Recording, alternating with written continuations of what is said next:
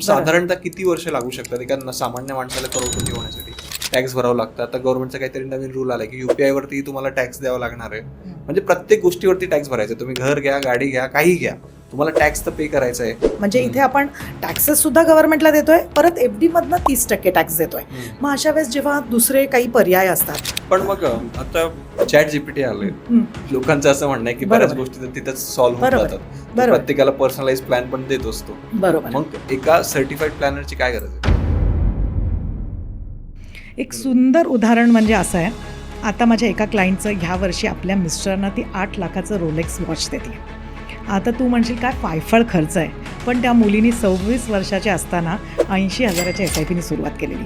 तिने तिचं स्वतःचं लग्न डेस्टिनेशन वेडिंग ताजला केलेलं.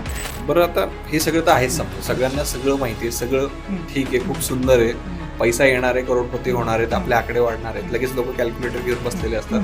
पण मग सर्वे असं म्हणतो की दिवसेंदिवस SIP जे लोक करतात त्याचं प्रमाण कुठेतरी कमी होतं, किंवा ज्यांनी इन्व्हेस्टमेंट केलेले ते पण पैसे काढून घेतात.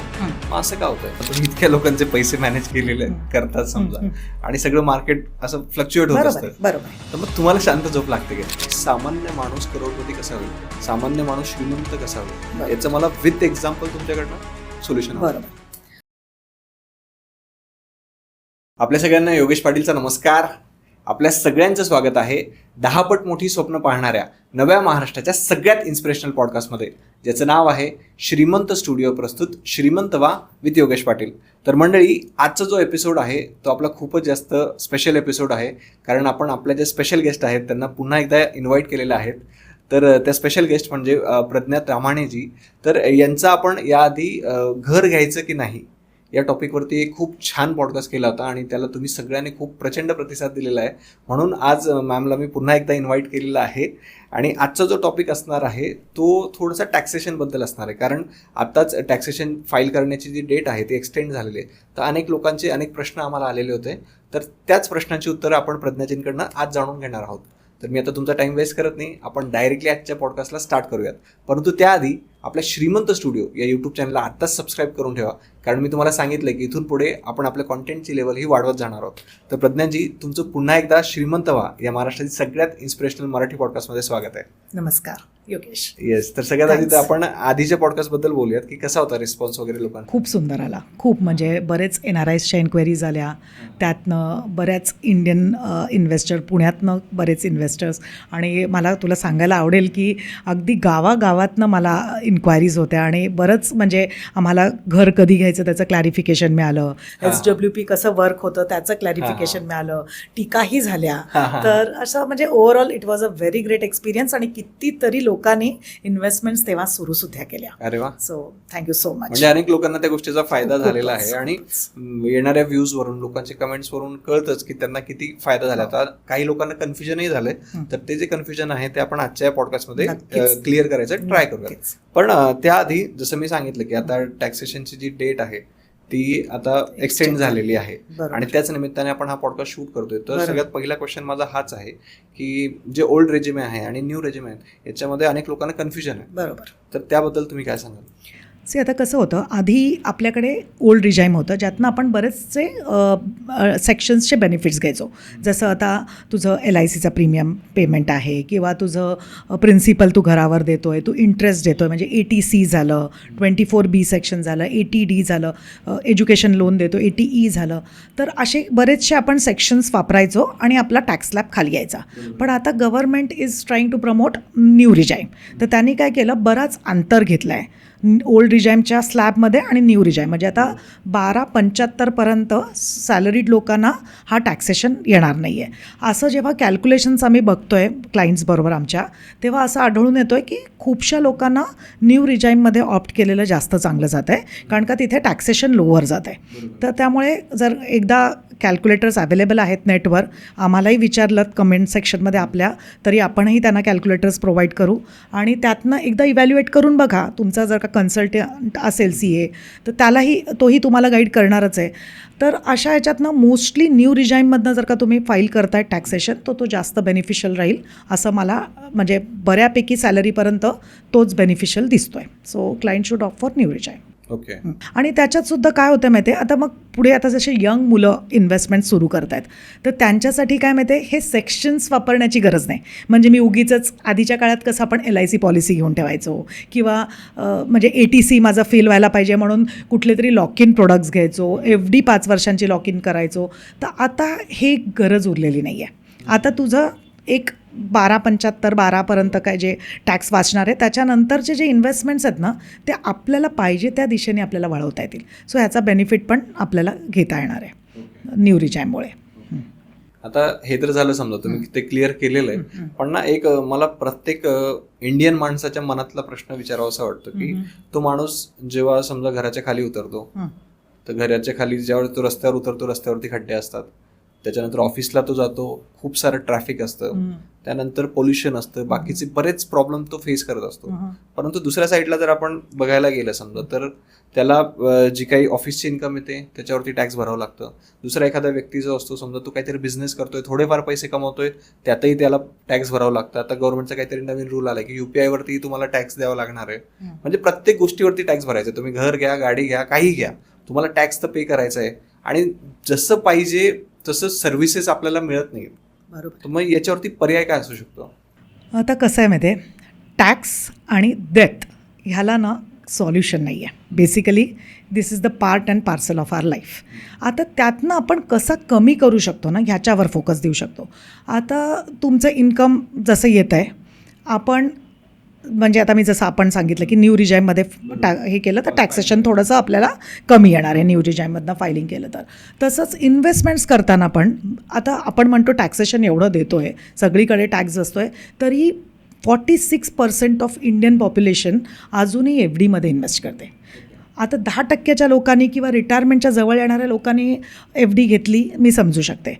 बट इथे जेव्हा तू 30% टॅक्स ब्रॅकेटमध्ये, तुला अजून रिटायरमेंटला 20-25 वर्ष आहेत, अशा वेळेस तुम्ही FDचा काय फायदा? म्हणजे इथे आपण टॅक्सेससुद्धा गव्हर्नमेंटला देतो आहे, परत FDमधनं 30% टॅक्स देतो आहे. मग अशा वेळेस जेव्हा दुसरे काही पर्याय असतात, जसे इक्विटी फंड्स झाले किंवा स्टॉक्स झाले, जिथे आपल्याला कमी टॅक्सेशन येतं आहे आणि रिटर्न्स मिळण्याचे पण चान्सेस आहेत, कारण का आपल्याला इन्फ्लेशन पण काउंटर करायचं आहे, तर मग अशा प्रोडक्ट्सकडे लोकांनी वळलेलं बरं. मग ह्याच्यातनं तुम्हाला टॅक्सेशन कमी करता येऊ शकतं. म्हणजे ॲटलिस्ट आपलं लाईफस्टाईल, आपल्याकडे जे पैसे उरत आहेत आणि ते जे आपण वाढवतोय त्याला मल्टिप्लाय व्हायला मदत होऊ शकते. ओके. पण मग हे जे फंड्स आहेत समजा, त्याच्यावरती जर आपण इन्व्हेस्टमेंट केली त्याच्यामध्ये, तर त्याच्यावरती टॅक्सेशन कशा पद्धतीचं असतं? आता कसं आहे, वेगळे वेगळे प्रोडक्ट्स आहेत इंडियात. म्हणजे काही डेट इन्स्ट्रुमेंट प्रोडक्ट्स आहेत, काही रिअल इस्टेट रिलेटेड आहे, काही गोल्ड आहे आणि काही इक्विटी रिलेटेड आहे. आता जेव्हा डेट इन्स्ट्रुमेंट्स प्रोडक्ट, जिथे आपल्याला fixed return kind of returns, म्हणजे एक आपल्याला अंदाज तरी देता येतो की एवढे रिटर्न्स येतील, तर तिथे आपल्या टॅक्स स्लॅबप्रमाणे आपल्याला टॅक्सेशन येतं. म्हणजे एखादा पर्सन काही कमवतच नाही आहे तर त्याला 0 टॅक्सेशन, आणि एखाद्याचं 30% 35% टॅक्स स्लॅब आहे तर त्याला त्या हिशोबाने टॅक्स लागणार. आता तुला जेव्हा गोल्ड येतं, गोल्डचं पण टॅक्सेशन ऑलमोस्ट आपल्याला टॅक्स स्लॅबप्रमाणे आणि 12.5% वगैरे इंडेक्सेशनचा. आता तुला जेव्हा इक्विटी फंड्स येतात, म्हणजे म्युच्युअल फंड्समध्ये इन्व्हेस्ट करतो, इक्विटी फंड्समध्ये, किंवा तुझं तू म्हणशील तर तुझ्या स्टॉक मार्केटमध्ये पण, तर तिथे पहिल्या वर्षात जे इन्व्हेस्टमेंट्स होत आहेत त्याला सरळ फ्लॅट 20%. बट जर का तुझं 1 वर्ष कंप्लीट करतो आहे तू इन्व्हेस्टमेंटला, तर फक्त 12.5%वर टॅक्सेशन येतं आहे. मग इथे टॅक्सेशन बरंच कमी झालं नाही का? 30% कुठे आणि 12.5% कुठे? तर मग तिथे जरा लोकांनी त्याचा ॲडव्हान्टेज उचलावा, कारण का तुमचा रिटर्न्स येण्याचे चान्सेस पण हाय असतात आणि तुम्हाला टॅक्सेशनसुद्धा लवकर येतं. तर असे बरेच प्रोडक्ट्स आहेत. कोणाला काही कन्फ्युजन्स असतील तर आपला नंबर दिलेलाच असणार आहे, त्यांनी विचारावं की कुठे काय टॅक्सेशन, आणि आपला CA गाईड करणारा असतोच. पण मग इथं परत एक म्हणजे फनी क्वेश्चन मला विचारावं असं वाटतं की तुम्ही सांगितलं की आपण जर समजा इक्विटीमध्ये इन्व्हेस्ट केलं, म्युच्युअल फंडमध्ये जर इन्व्हेस्ट केलं, तर आपल्याला ऑन अन ॲव्हरेज समजा 12-15% रिटर्न्स असतात. पण त्यावरही जर 12.5% जर टॅक्स भरायचा असेल तर मग काय उपयोग आहे? आता ना हा खूप लोकांना पडणारा प्रश्न आहे, आणि हा म्हणजे कसं आहे माहिती आहे की मला 12-14% इंटरेस्ट मिळतो आहे आणि मी 12.5% टॅक्स, मग मला कसा फायदा होणार? म्हणजे सिस्टमॅटिक विड्रॉलवर मेनली हा क्वेश्चन येतो आपल्याला. तर आता SWPवर तर इथे कसं होतं माहिती आहे, आता तुझं समजा फॉर एक्झाम्पल तू 10 लाख रुपये टाकलेत, तुझे 15 लाख रुपये झालेत, म्हणजे तुला 5 लाखाचं व्याज आहे. तर व्याजावर आपल्याला 12.5% येणार आहे. पण त्यातही इन्कम टॅक्सनी एक सूट दिलेली आहे की 1,25,000पर्यंत आपल्याला त्याच्यातही सूट असणार आहे. म्हणजे 5,00,000तनं 1,25,000 मायनस होतील आणि बाकी 3,75,000 जे उरणार आहेत ना त्याच्यावर मग 12.5%. सो गेन्सवर आपल्याला 12.5%. त्यात आम्ही काय करतो माहिती आहे, जेव्हा नवरा बायको किंवा आई आणि मुलगा असं ना थोडंसं इन्व्हेस्टमेंट सेग्रिगेट करतो, म्हणजे सेपरेट करतो, की त्यांनाही सांगतो तुम्ही तुमच्या पोर्टफोलिओमध्ये काही इन्व्हेस्टमेंट करा आणि तुमचे जर का मिसेस असेल किंवा आई असेल किंवा बाबा असतील तर त्यांच्या म्हणजे मग पैसे काढताना सुद्धा ना आपण काय करता येईल, थोडे इथून काढले, म्हणजे आता समजा आपल्याला गरज होती 15,00,000ची, 7,00,000 इकडून काढले, 8,00,000 इकडून काढले, आता दोघांकडनं आपल्याला 1,25,000 टॅक्सेशनचा रिलीफ मिळू शकतं. आणि मग त्या पैशांवर जे बाकीचे एक्स्ट्रा असतील कॅपिटल गेन्स, म्हणजे जे आपल्याला इंटरेस्ट मिळाला आहे त्याच्यावर मग फक्त 12.5% टॅक्सेशन येणार आहे.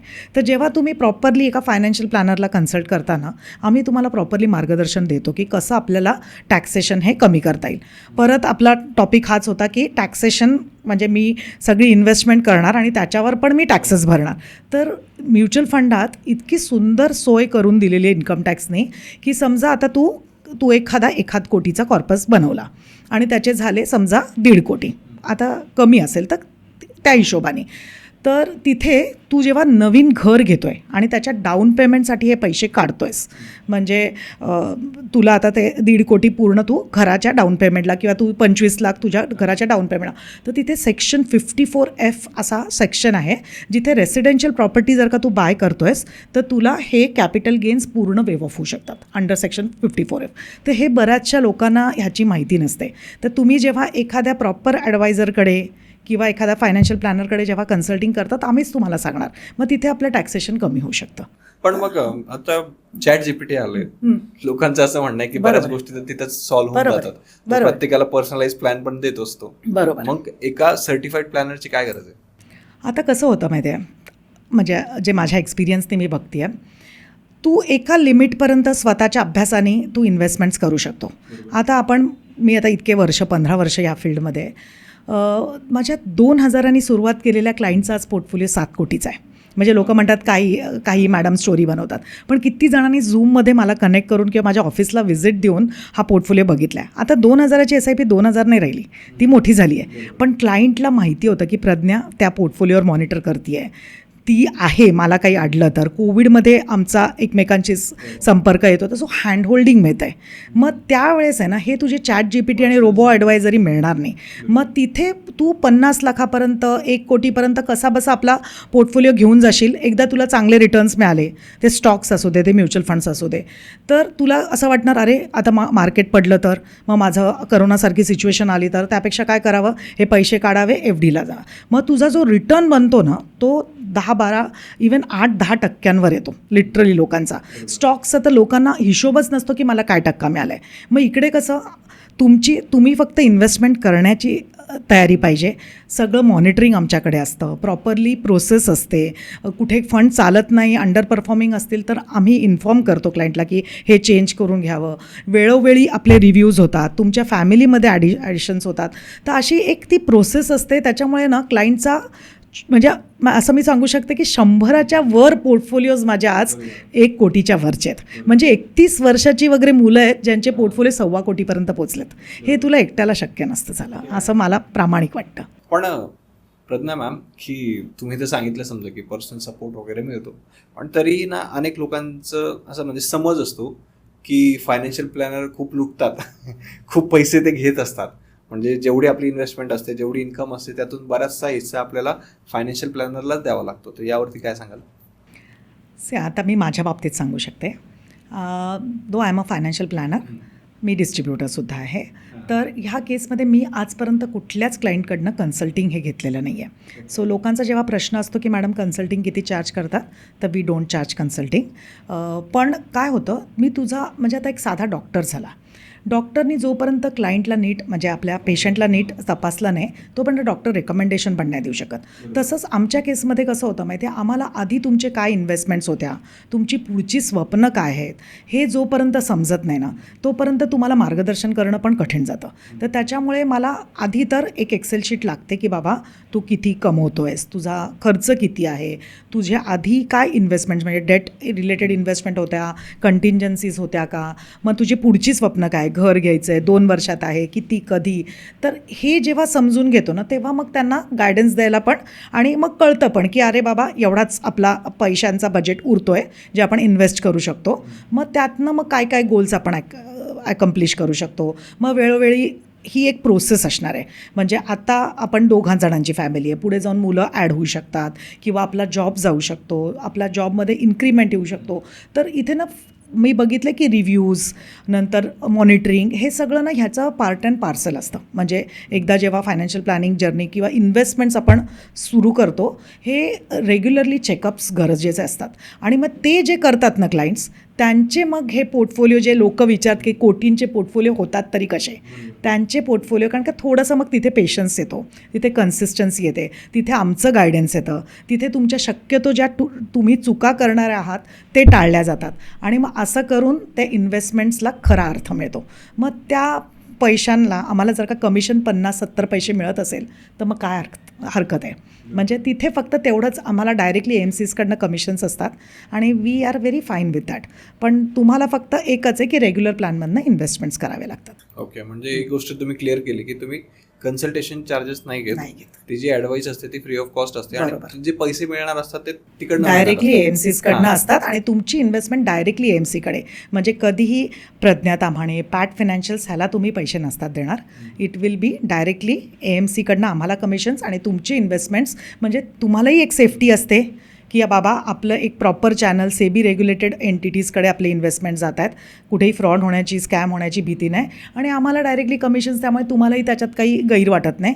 फक्त एवढंच आहे की डायरेक्ट प्लॅन नाही घेता येत, तिथे आपल्याला रेग्युलर प्लॅन चूज करावा लागतो. ओके, पण मग जसं तुम्ही सांगितलं समजा की आता काही लोक करोडपती होतात, त्यांचा पोर्टफोलिओ करोडपतीचा होतो, समजा करोडोंचा होतो. मग हे खरंच शक्य आहे का आणि किती % लोक होतात, किती काळ लागतो? कारण आजकाल वेट कोणालाच नाही करायचं, आज प्रत्येकाला असं फास्ट पाहिजे. बरोबर आहे. साधारणतः किती वर्ष लागू शकतात एका सामान्य माणसाला करोडपती होण्यासाठी?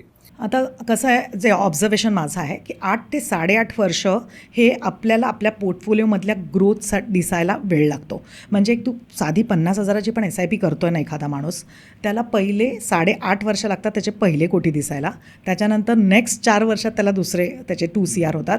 नेक्स्ट फक्त 2.5 वर्षात त्याचे 3 CR होतात आणि नेक्स्ट असं म्हणजे करत करत एवढा स्पॅन कमी होत जातो ना आणि आपले एव्हरी इयर 1 CR ॲड होत राहतात. पण दुर्दैवाची गोष्ट अशी आहे की ते उपभोगायला कितीतरी इन्व्हेस्टर्स आपले आधीच एक्झिट घेतलेला असतो. पण आता कसं झालं आहे, माझ्या गायडन्समुळे किंवा माझ्यावरच्या असलेल्या विश्वासामुळे आणि क्लायंटच्या कॉन्फिडन्समुळे की म्हणजे बरेचसे क्लायंटचे पोर्टफोलिओज आता कुठेतरी 3 कोटी टाकलेत, 6.25 कोटी झालेत, 30 लाख टाकलेत, 1 कोटी 10 लाख झालेत. म्हणजे जे लोकांना प्रश्न पडायचे की असं खरंच होतं का, ते लिटरली माझ्या ऑफिसमध्ये आल्यावर लोकांना तो अनुभव मिळतो. आणि बरेचसे माझे रिव्ह्यूज पण तसे आहेत. तर लोक त्याच्यावरही बसून म्हणजे माझ्याशी 1 to 1 कन्सल्टिंग करून आम्ही दाखवतो की कसं रिव्ह्यूचा प्रोसेस असते किंवा कसं कन्सल्टिंग केलं जातं. मग त्या कॉन्फिडन्सवर जेव्हा तुम्हाला ॲडवायझरवर एक कॉन्फिडन्स दिसला ना, पैसे आहेत कारण का लक्षात घे आपले मेहनतीचे पैसे आहेत, मग ते 1000 रुपये असू दे की लाखभर असू दे, जोपर्यंत आपल्याला एक विश्वास त्या समोरच्या पर्सनवर असणार नाही तोपर्यंत आपण इन्व्हेस्टमेंट पूर्णपणे करणार नाही. मग काय करणार, 1000 रुपयाची SIP चालू केली, मेरी तो SIP चल रही आहे, माझी इन्व्हेस्टमेंट चालू आहे, त्याला काय अर्थ नाही ना. तुझ्या 1000 रुपयांनी 12,000 तू काय करणार, किती वाढणार त्या पैशांवर. हेच तुला जर का त्याला वेग देता आला, तुला त्याला मल्टिप्लाय करता आलं तर मग त्याला त्या इन्व्हेस्टमेंट्सला अर्थ होणार आहे.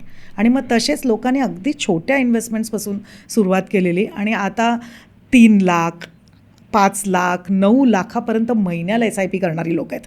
आणि कधीही कोणी यावं आणि आमच्याकडनं येऊन चेक करून घ्या जावं. ओके, म्हणजे एकदम ट्रस्टवर्दी आहे. हां, म्हणजे हजार असे आता मेडचं पण ना आता म्हणजे कामवाल्या बायका असतात वगैरे यांना हजारात सुरू होणार पण त्यांच्या घरात जेव्हा चूल म्हणजे एक स्टोव घेतात किंवा फ्रीज घेतात त्यालाही किती अर्थ उरतो.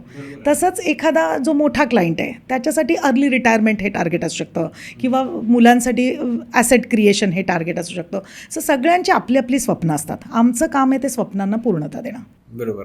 पण मग आता तुम्ही जसं सांगितलं की समजा पहिले करोड जर तुम्हाला कमवायचे असतील तर 8 वर्ष साधारणतः आपण दिले पाहिजे. म्हणजे तू किती इन्व्हेस्टमेंट करतो मला तेच त्याच्यावर आहे. विचारायचं आहे ऍक्च्युली की मग इन्व्हेस्टमेंट कितीची असली पाहिजे साधारणतः? मंथली SIP असली पाहिजे का SWP असली पाहिजे? काय केलं प्लॅन कसा असला पाहिजे? आता बघ कसं आहे सगळ्यांचा पगार आपल्या आपल्या लेवलने असणार आहे. तुमच्या शिक्षणावर, तुमच्या नशिबावर, तुमच्या स्किल्सवर. आता समजा 100 रुपये आपल्याकडे पगार येतो आहे म्हणजे आपण 100चं एक्झाम्पल घेऊया. सगळ्यांनी आपल्या आपल्या पटीने त्याला डिवाईड करावं. आता 100 रुपये आला लोक काय करतात माहिती आहे 75 खर्च करतील आणि मग 25 इन्व्हेस्ट करतील. बरोबर. आता इथे काय होतं माहिती आहे ते 25 इन्व्हेस्ट होतील की नाही ते पण माहीत नाही कारण का आधीच खर्च झालेला असतो कधी कधी मग ते आणि जास्त असतो क्रेडिट कार्डचे बिल तर त्यामुळे ते 25 होत नाहीत. मी फक्त क्लायंटला काय सांगते उलटं करूया आपण तेवढेच इन्व्हेस्ट करूया तेवढाच खर्च ठेवा पण 100 आले पहिलं 25 इन्व्हेस्ट करून टाका मग 75 खर्च करा. हे जे फॉलो करतायत ना लोक त्यांचे मी बघितलेत महिन्याचे खर्चसुद्धा कंट्रोलमध्ये येतात. म्हणजे लगेच मला सांगणार मॅडम अभी 70,000 की SIP थी अभी अब 40,000 और ॲड कर लीजिए. कारण का ते मग कॉन्फिडन्स यायला लागतो. अरे मला तर महिना इतका सोपा जातो आहे. परत तू कुठे कॉम्प्रोमाइज करतायत का ही लोकं लाईफस्टाईलमध्ये? म्हणजे मी तुला आत्ता गेल्या आठवड्यात माझ्याकडे एक क्लायंट आलेले दोघे 31 वर्षाचे नवरा बायको एक IT वाली आणि दुसऱ्या फील्डमधनं आणि म्हणजे स्वप्न म्हणजे आता त्यांचं सगळं रिटायरमेंट प्लॅनिंग वगैरे सगळं घर झालेलं आहे. EMI चालू आहे. SIP पण मोठ्या चालू आहेत माझ्याकडे. एकाचा 46 लाखाचा कॉर्पस ऑलरेडी आहे दुसरीचा 33 लाखचा कॉर्पस आहे म्हणजे 1 कोटीच्या जवळपास पोचलेले आहेत. आणि बघा म्हणजे इथे SIP सुद्धा करूनसुद्धा पुढच्या वर्षी मला जॉर्जिया अर्मेनियाला ट्रिपला जायचं आहे. मॅडम एप्रिलमध्ये मला EV गाडी घ्यायची आहे. म्हणजे तुझं लाईफस्टाईलसुद्धा तू अपग्रेड करतो आहे. तुझ्या इन्व्हेस्टमेंट्स म्हणजे तुझं फ्युचरसुद्धा सेक्युअर करतो आहे आणि प्रेझेंट लाईफसुद्धा तू चांगला जगतो आहे. तर हे जेव्हा बॅलन्स आपल्याला जमायला लागतो ना आणि ते एकट्याला नाही पॉसिबल होत. तिथे थोडीशी मदत आणि एक हँड होल्डिंग दुसऱ्यांची लागणार आहे. मग काय हरकत आहे घ्यायला असं आहे. आणि तुम्ही जे सांगत होता प्लॅन समजा की 100 रुपये आले तर आधी 25 रुपये इन्व्हेस्ट करायचे आणि मग नंतर बरोबर. मग त्याच्यात आम्ही कसं करून घेतो माहिती आहे का आता नेहमी इन्व्हेस्टमेंट म्हणजे फायनान्शियल प्लॅनिंग प्रोसेस सुरू करताना तुला जसं मी आधी प्रश्न विचारले की हे पैसे कधी आणि किती. आता का म्हणजे तुझे गोल्स झाले, कधी म्हणजे तुझा टाईम होरायझन झाला आणि किती म्हणजे तुला किती अमाऊंट गोल तुझा म्हणजे गाडी घ्यायची आहे तर 15 लाखाची आहे 10 लाखाची आहे. तर मग आता तुझा शॉर्ट टर्म गोल आहे म्हणजे आपण घरातनं साधं बाहेरसुद्धा निघतो ना आपण गुगल मॅप ऑन करतो म्हणजे गाडीने जाणार असेल कारण का आपल्याला दिशा किंवा डेस्टिनेशन माहिती असतं. विदाऊट डेस्टिनेशन जर का तू इन्व्हेस्टमेंट सुरू केली ना त्याला अर्थ नसतो. म्हणून मी आधी क्लायंटला सांगते तुमचे आधी स्वप्न सांगा मला कारण का मी त्याच्यासाठी बसले. टक्का वगैरे आपल्याला हे येणारच आहे. आम्ही मॉनिटर करणं तर टक्का येणार. तर आता जसं तू ठरवलं की मला इथून 5 किलोमीटर किंवा 10 किलोमीटरवर आहे तू कार काढलीस इथे आपण म्हणणार तू डेट फंड्स घेतले म्हणजे जिथे आपल्याला फिक्स्ड रिटर्न आहे रिस्क जास्त नाही आहे डेट फंड झाले FD झाले आपण ते घेणार.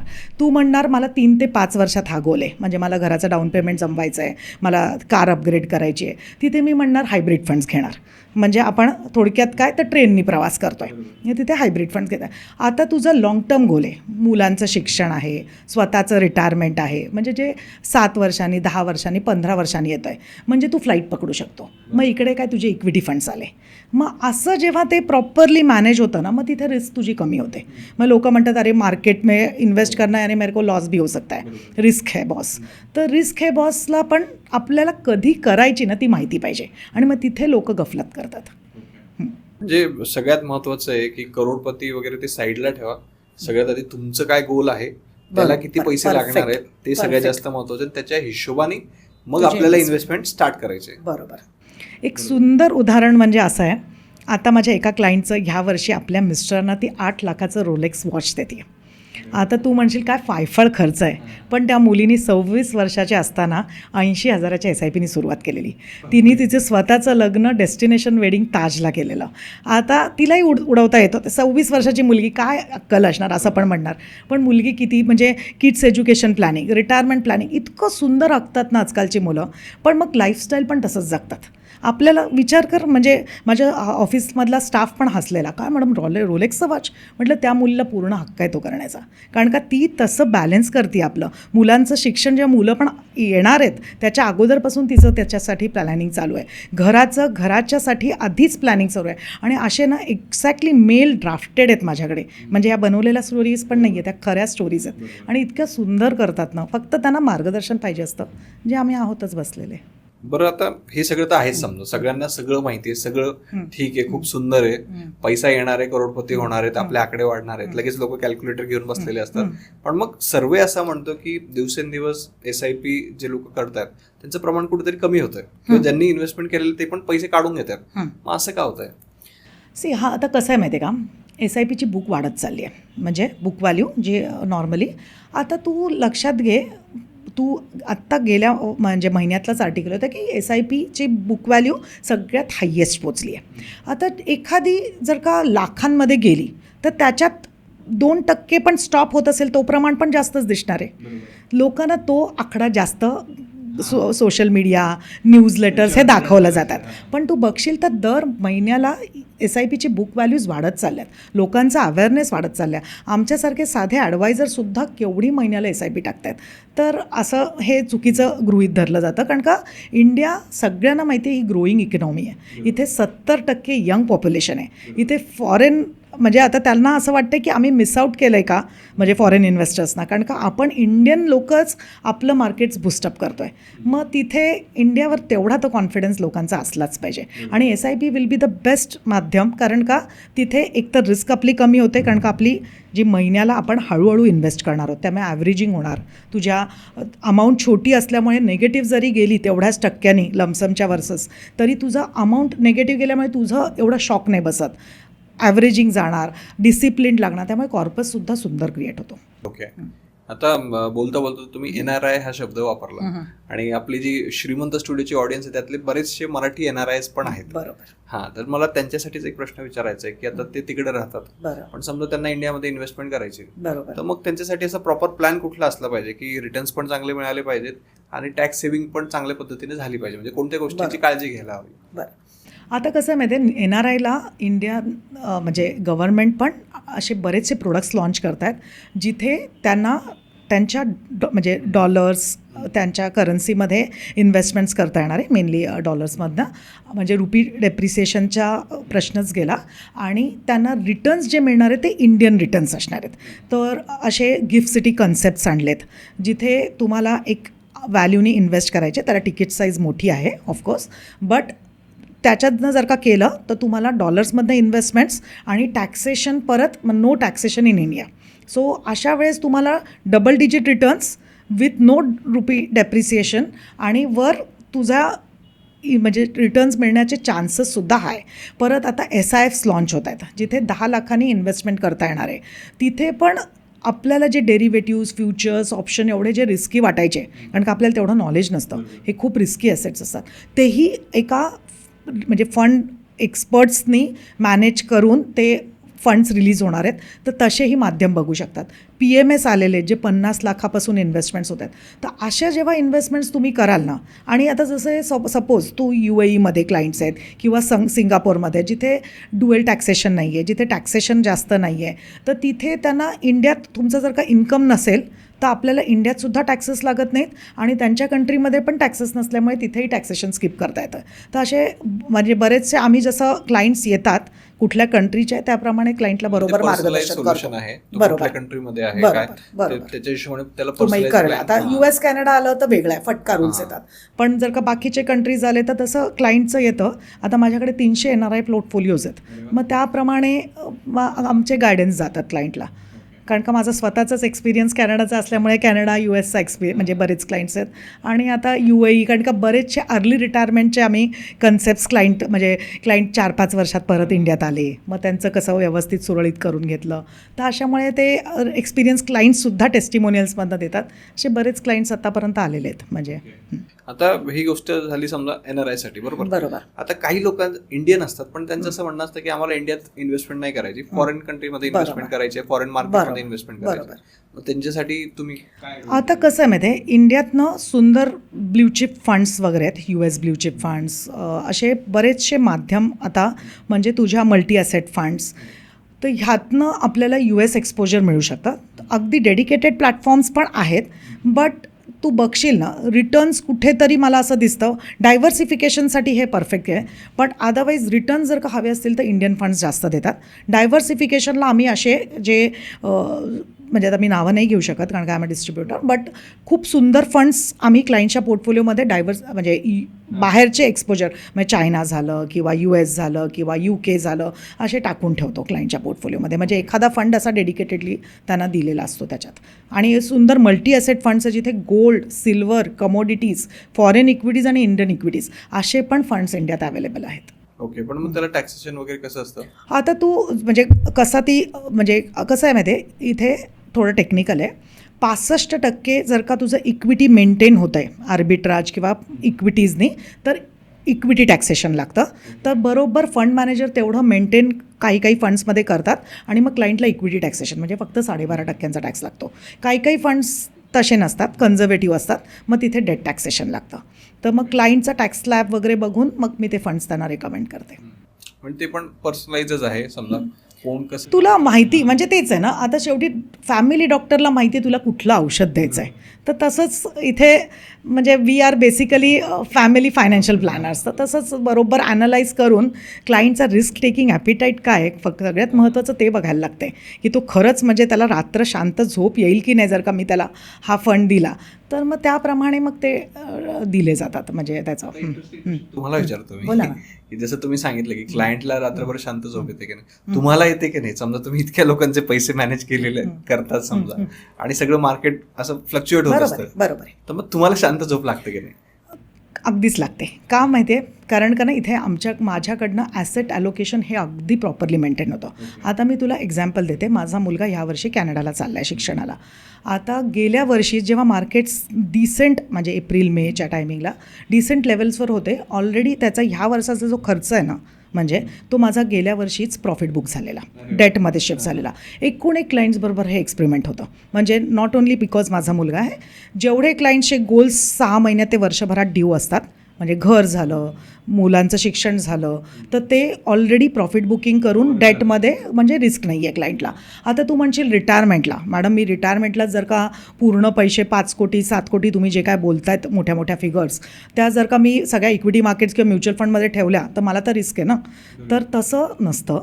आपण क्लायंटचा आता समजा तुझा एखाद्याचा 1 लाख रुपये इझी मला जातं एक्सप्लेन करायला म्हणून मी सांगते, 1 लाख रुपये महिन्याचा खर्च आहे समजा, म्हणजे त्याचे 2 वर्षाला 24 लाख लागणार आहेत.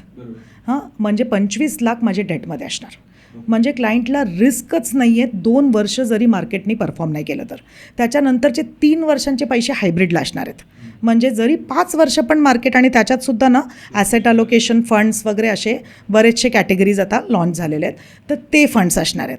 म्हणजे 5 वर्ष जरी मार्केटनी रिटर्न्सच नाही दिले तरी माझ्या क्लायंटला काही घाबरायची भीती नाही आहे, म्हणजे असं काही घाबरण्यासारखं नाही आहे. आता त्याच्यानंतरचा त्याचा जो पोर्टफोलिओ असणार आहे तो इक्विटी मार्केटचा असणार आहे. मग तिथे रिस्क आहे, बट तो बरोबर आम्ही मॅनेज करत राहतो. जसं क्लायंटची रिक्वायरमेंट येते त्याच्या अगोदरच प्रॉफिट बुकिंग होऊन ते, आणि हे अगदी प्रामाणिक माझ्याकडनं होतं. म्हणजे माझ्याकडे टीमच आहे जे हे मॅनेज करत राहते. तर त्यामुळे तशी मला शांतताच म्हणजे झोप अगदी शांतपणे लागतं. म्हणजे तू म्हणशील की IT माझा बॅकग्राऊंड आहे, म्हणजे 10 वर्ष मी IT मध्ये दिलेली आहेत, पण ह्याच्यात जे सॅटिस्फॅक्शन मला मिळतं आहे ना ते माझ्या IT मधनं नसतं मिळालं. कारण का कसं आहे माहिती आहे, कितीतरी लोकांची स्वप्न पूर्ण होत आहेत. म्हणजे कोणीतरी 1 RK घेणार असतं त्याला मी 1 BHK घ्यायला लावते, कोणी 2 BHK घेणार असतं त्याला 3 BHK घ्यायला लागते.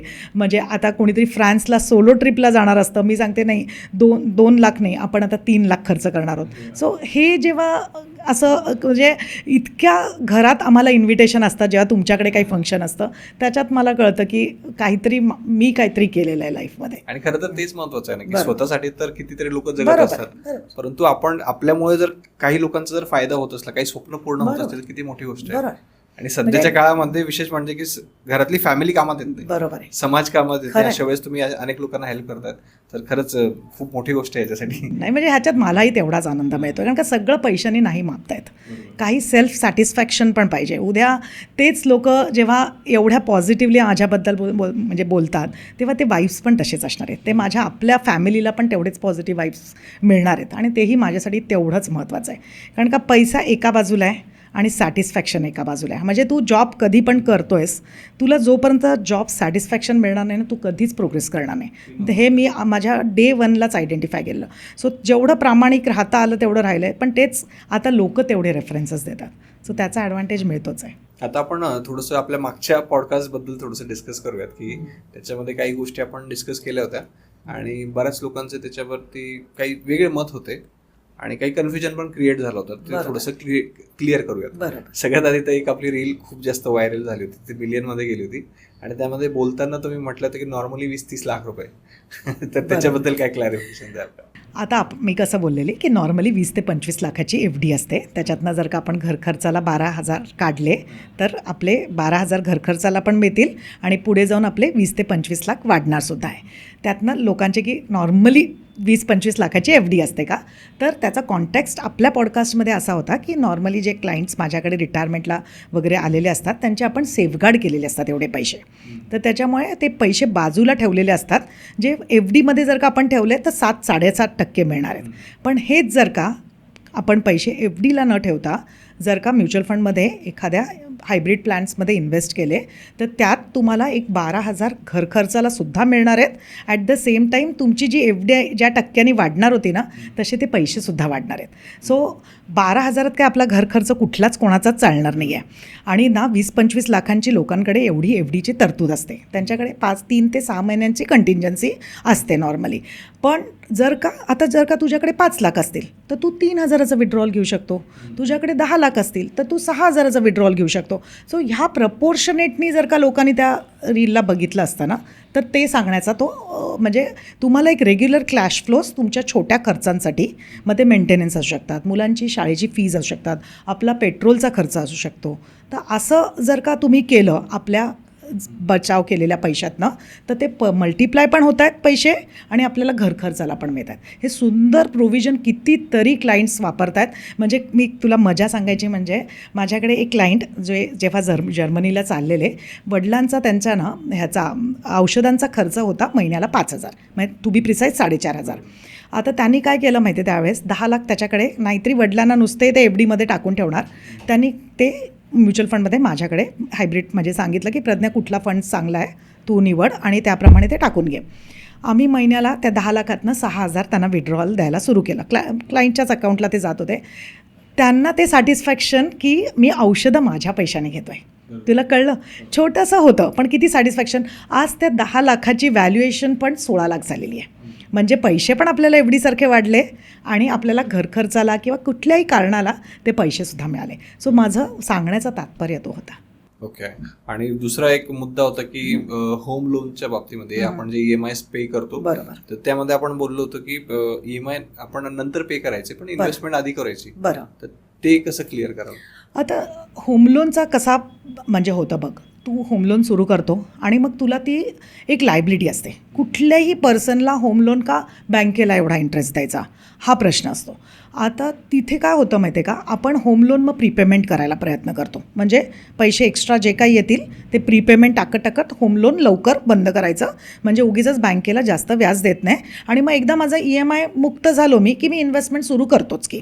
तर असे बरेचसे जणांचे मला प्रश्न, मॅडम हे बरोबर आहे का? तर लक्षात घ्या, आपल्याकडनं एज सुटतं किंवा नंबर ऑफ इयर्स कमी होतात. म्हणजे शाळेत आहे ना आपल्याला एक फॉर्म्युला शिकवलेला आहे की future value is equal to present value into 1 + R⁻n. आता लोक आरला तर चेस करतात, क्रिप्टोजला टाकतील, इक्विटी मार्केटला टाकतील, पण हा नंबर ऑफ n आहे ना, n हा एक्सपोनेन्शियलवर असतो. तिथे तू काय करतो आहेस, लोन क्लिअर करण्याच्या ह्याच्यात इन्व्हेस्टमेंट्स विसरतो आहेस. आता इन्व्हेस्टमेंट तुझी फक्त काय झाली 4-5-7 वर्ष डिले झाली, पण आता जे तुला 5,000 महिन्याला सेव्हिंग्स लागणार होते ना, ते तिथे 50,000 झाले. मग 50,000 आपले सुट्ट आहेत का? तसं नाही होणार. अगदीच एक्झाम्पलनी तुला होम लोनच्याच मी समजवायला गेली तर समजा तुझं 50 लाखाचं होम लोन आहे. 50 लाखाच्या होम लोनला 20 वर्षात तू 60 लाख एक्स्ट्रा देणार आहे, म्हणजे ते लोन पडणार आहे आपल्याला 1.1 CRला. 8% रिटर्न्स वगैरे म्हणजे इंटरेस्ट रेट असेल तर त्याच्यावर. आता हेच 50 लाख जर का आपण इन्व्हेस्ट केले असते सपोज, तर त्या 50 लाखाचे त्याच 20 वर्षात 4.5 कोटी झाले असते. कारण का लोन जे असतं ना, अमॉर्टायझेशन स्केड्यूल म्हणतो आपण, हे रिड्युसिंग इंटरेस्टवर लागतं. म्हणजे पहिलं सुरुवातीला तुझ्या 100वर तुला 8% व्याज लागणार आहे, नंतर ते 99वर, 95वर, आणि असं तुझं कमी कमी होत जाणार आहे. मग जर का आपल्याला EMI अफोर्ड होत असेल ना, तर EMI जाऊन द्यायचा आणि एक लायबिलिटी सेक्युअर करायची, म्हणजे इन्शुरन्स असला पाहिजे आपल्या घरावर, कारण का उद्या आपल्याला काय झालं तर मग फॅमिलीला प्रॉब्लेम येऊ शकतो. आणि बाकीचे पैसे आहेत ना, हे इन्व्हेस्ट करावे.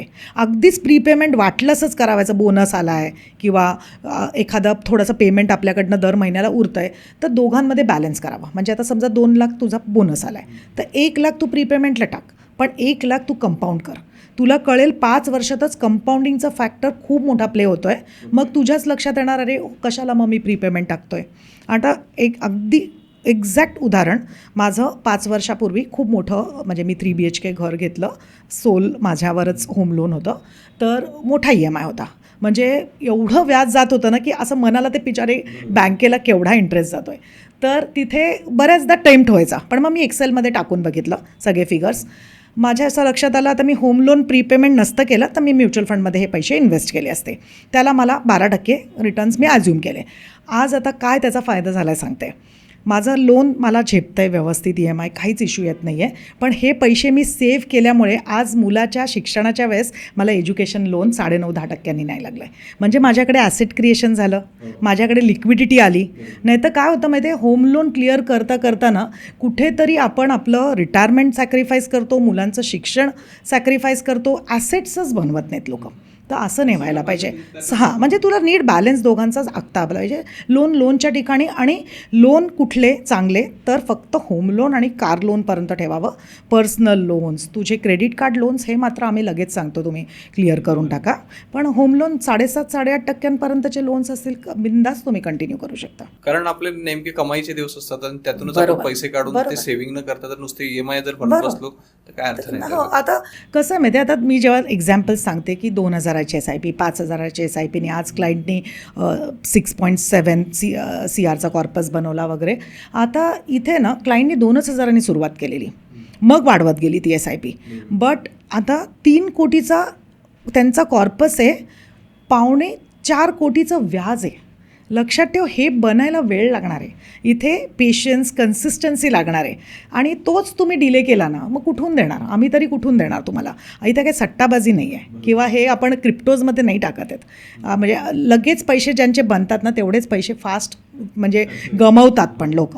तर त्यामुळे ह्याला वेळच द्यावा लागणार आहे. आणि मग ते वेळ द्यायला आपल्याला असे पर्याय, म्हणजे प्रॉपरली जे गायडन्स मिळतो आहे ना, सुरुवातीपासून इन्व्हेस्टमेंट करा, कंपाऊंड येऊन द्या, ते तुम्ही म्हणजे लोकांनी केलं पाहिजे. जे लोक मिसआउट करतात, म्हणजे पैसे मल्टिप्लाय करा, मग टॉरस स्कॅमसारख्या गोष्टींमध्ये इन्व्हेस्ट करणं. म्हणजे अजूनही कोणाला सांगितलं ना 1 महिने में पैसा डबल, लोक धावणार. म्हणजे एवढे स्कॅम्स झाले तरी पण लोक तीच चुका करतात. तर तिथे नाही, तिथे थोडा पेशन्स ठेवा. आणि असा आता मला मी बघते की हे इन्फ्लुएन्सर्सला बघून वगैरे बरेचसे लोक आता, मॅडम 2,000 की SIP स्टार्ट करणे, अभी तो मुझे इतना ही होगा. म्हटलं करा ना तुम्ही, काहीच हरकत नाही आहे. हळूहळू तुमची वाढणार, मी तुम्हाला गॅरंटी देते त्याची. तर तसं आहे. पण तरीही मला एक प्रश्न तुम्हाला विचारायचा आहे. समजा आता आपण आधी पॉडकास्ट केलेला आहे, आताही करतोय पॉडकास्ट, बरेच वेळ झाले गप्पा मारतोय, तुम्हाला 15 वर्षांचा एक्सपिरियन्स आहे. आजपर्यंत तुम्ही अनेक लोकांचे करोडोंचे पोर्टफोलिओ बनवले, पण ते बऱ्यापैकी म्हणजे IT वाले असतील, काहींचा मोठा बिझनेस असेल.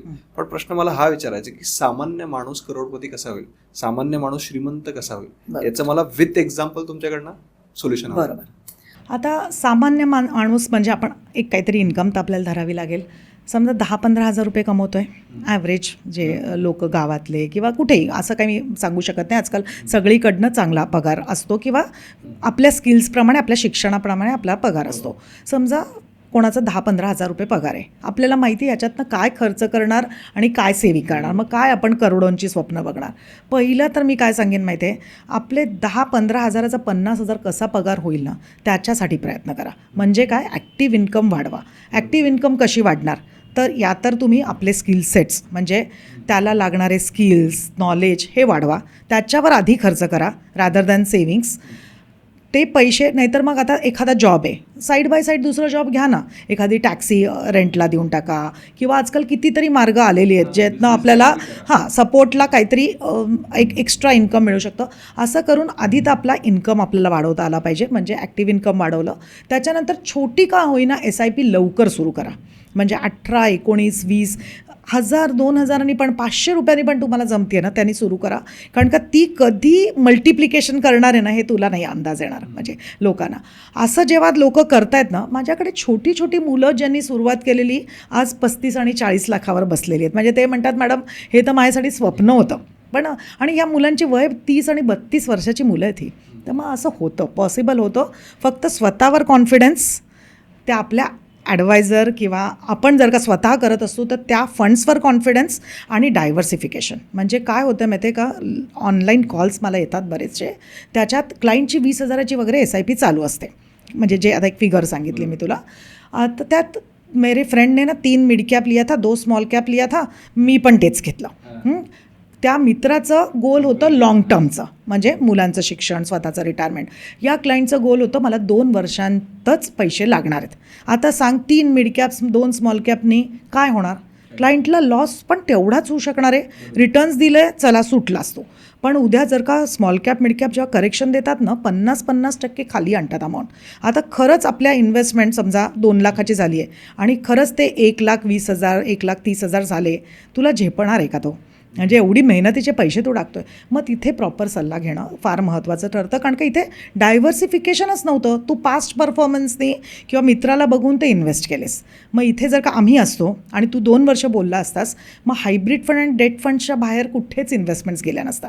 मग इथे एक आर्थिक सल्लागार फार गरजेचा ठरतो. आणि ही खरी गोष्ट अगदी आहे आहे, अगदी. ॲडवायझर महत्त्वाचं आहे. मग लोकांना ते 50 पैसे मेरा रेग्युलर प्लान में इतना, कारण का आजकाल तेवढ्या ॲड्स पण येत आहेत की अगर डायरेक्ट में करते हो तो इतना मिलेगा, रेग्युलर में करते हो तो इतना मिलेगा. मी लोकांना विचारते खरंच मिळालेत का तुम्हाला, मला दाखवा. मग तुमचा खरंच पोर्टफोलिओ जो माझ्या क्लायंटचा इझिली 1.5, 2, 2.5 कोटी जे काय मी गोष्ट करते आहे ते तुमचे झालेत का? कोणाच्याचकडे उतर. बरं, स्टॉक्स मार्केटमध्ये इन्व्हेस्टमेंट होत आहेत, तुम्हाला माहिती आहे का किती टक्का मिळाला आहे? किती लोकांना त्याचं उत्तरच नसतं. म्हणजे काय कशाला करतो आहे ते पर्पजच माहीत नाही आहे. इथे मला माझी ही SIP ह्याच्यासाठी आहे, ही SIP वेकेशनसाठी आहे, ही SIP माझ्या रोलेक्स वॉचला आहे. तर त्यामुळे क्लायंट एवढा एन्जॉय करतो ना इन्व्हेस्टमेंट्स. म्हणजे माहिती आहे की आता हे कंप्लीट झालं की मी मालदीव्सला वेकेशनला जाणार, हे कंप्लीट झालं आज माझी EV गाडी म्हणजे जी काय असेल MG हेक्टर. तर असे लोकांना ते माहिती असतं की माझं कुठपर्यंत ॲकम्प्लिशमेंट आहे आणि त्याच्यात मग क्रेडिट्स पण मला तेवढेच देतात. पण मी तर म्हणेन की हे सगळं लोकांचं म्हणजे शेवटी त्यांचा माझ्यावरचा विश्वास आणि त्यांनी सुरुवात करणं हे त्यांनी जेव्हा ते डिसिजन घेतलं त्याच्यामुळे हे पॉसिबल झाले. आणि खरं तर thank you so much once again की तुम्ही इतक्या लांबून इथं आपल्या शोवरती आलात. आणि मी खूप एन्जॉय करतो तुमच्यासोबत डिस्कशन करताना, कारण तो एक्सपिरियन्स दिसून येतो. आणि दुसरी गोष्ट म्हणजे तो जेन्युइननेस दिसून येतो. आणि मला असं वाटतं की आपल्या ऑडियन्सलाही तो दिसलाच असेल. अनेक लोकांनी आधी तुम्हाला रिस्पॉन्स दिलेला आहे आणि आजही हा पॉडकास्ट पाहिल्यानंतर मला असं वाटतं की बरेच लोक पुन्हा एकदा त्यांच्या फायनान्शियल प्लॅनिंगला सुरुवात करतील आणि तुमच्याकडून ॲडवाईस नक्कीच घेतील. आपण तुमचे जे काही डिटेल्स असतील ते कमेंट्समध्ये आणि डिस्क्रिप्शनमध्ये नक्की टाकून देऊ. आणि मी प्रत्येकाला रिक्वेस्ट करतो की आजच तुमची जी काही फायनान्सची जर्नी आहे ती सुरू करा. कारण मॅमनी सांगितलं की त्यांच्याकडे अनेक उदाहरणं आहेत की जे आज करोडोचे पोर्टफोलिओ आहेत, पण मग ते कधी झालेत ज्यावेळेस त्यांनी सुरुवात केली आणि कन्सिस्टन्सी ठेवली. आणि जिथे काही अडचण येईल तिथं मॅम आहेच तुम्हाला गाईड करायसाठी. नक्कीच. म्हणजे असंही काही नाही आहे, मी ते पण प्रेक्षकांना सांगेन की त्यांचे पोर्टफोलिओज आहेत, त्यांचे फायनान्शियल प्लॅनर्स आहेत, त्यांनी पण मेहनतच घेतली आहे त्यांच्या पोर्टफोलिओवर. तर तुम्हाला असे काही प्रश्न असतील आणि नुसते सॉल्युशन हवं आहे की मला चार्ज किती बसेल, की मी आता माझ्याकडे काही फिरवण्याची गरज नाही आहे, पण तुमचे जर काही तुम्हाला क्वेश्चन्स असतील नक्कीच मला रेज करा. सगळं पैशांच्या टर्म्सवर नाही घेतलं जात, काही माणुसकी पण असते, तर नक्कीच मला मला ते पण आन्सर करायला आवडेल. म्हणजे ते तुझ्या प्रेक्षकांपर्यंत नक्कीच पोहोचव. ते तुम्ही क्लिअर आधी पण केलं की जे बरोबर. काही चार्जेस असतील ते कन्सल्टेशन नाहीच फ्री आहे. असेल, बरोबर. त्याच्यामुळे तो काही इश्यूज नाही बरोबर आहे. ॲटलिस्ट तुम्ही विचारू शकतात, मॅमशी बोलू शकतात, म्हणजे ॲटलिस्ट तुमच्या आयुष्यात जे काही अडचणी चालू आहेत त्या तरी सॉल्व्ह होतील. इन्व्हेस्टमेंट समजा आपण नंतरचा विषय येतो. तर बरोबर. Thank you so much ma'am once again. नमस्कार. आणि Thanks. जे काही प्रश्न असतील त्याला नक्कीच. घेऊ आपण, पुन्हा एकदा भेटूया. नक्कीच नक्कीच मला आवडेल. Yes, thank you so much. नमस्कार. येस, तर मंडळी, जर तुम्ही अजूनही हा व्हिडिओ पाहत असाल तर ऑब्व्हियसली हा व्हिडिओ तुम्हाला आवडलेला आहे, म्हणून आत्ताच या व्हिडिओला लाईक करा. आणि जे काही तुमचे फॅमिली मेंबर्स असतील, जे काही तुमचे जवळचे लोक असतील, तुम्हाला असं वाटत असेल की त्या लोकांनी आयुष्यात ग्रो करावं, श्रीमंत व्हावं, त्या प्रत्येक व्यक्तीसोबत हा व्हिडिओ नक्कीच शेअर करा, कारण हा खरंच खूप जास्त युजफुल व्हिडिओ आहे. आणि सगळ्यात शेवटी आपल्या श्रीमंत स्टुडिओ या यूट्यूब चॅनलला सबस्क्राईब करा आणि श्रीमंत व्हा, कारण ही काळाची गरज आहे. थँक्यू.